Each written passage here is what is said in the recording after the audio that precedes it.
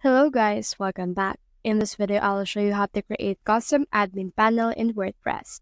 Let's get started. In order to do that, we need to add a new plugin, and let's search in here for custom dashboard. So let's search in here for that. And then from in there, you should be able to see some search results related to this search that we have. Now, in here, you can see this AGCA custom dashboard and login page. Head over and click on this install option right here. And then once it's been installed, just head over and then try to activate it by clicking on this activate option. As you can see right here, it's been installed. So let's scroll down right here to our bottom of our page until you can see the tools. And in here, you can see the AGCA. Head over and then click on that. Once you have clicked on that, you should be able to see the plugin that we have just installed to our store. Now you can see in here this general settings. You can actually edit your dashboard right here. You can delete shop orders. You can do a lot of things with this case. You can hide screen options, help menus, user profile scheme, and all of these things that you can see right here. So you can also change in here the admin bar. This admin bar will hide it.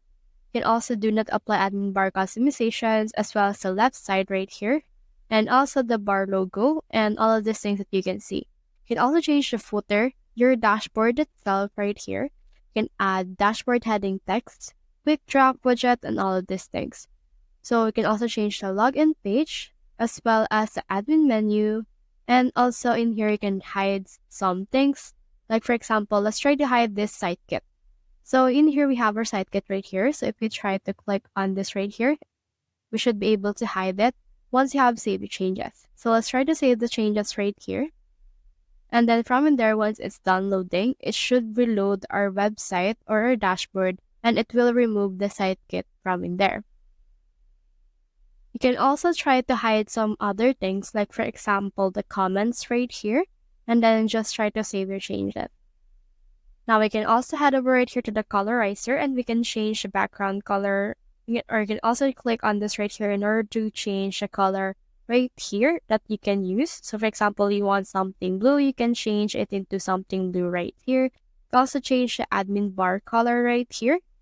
As you can see, the admin bar color changes as well as the button background right here. So just head over and then change it to your liking, and then from in there, just click on the save changes right here.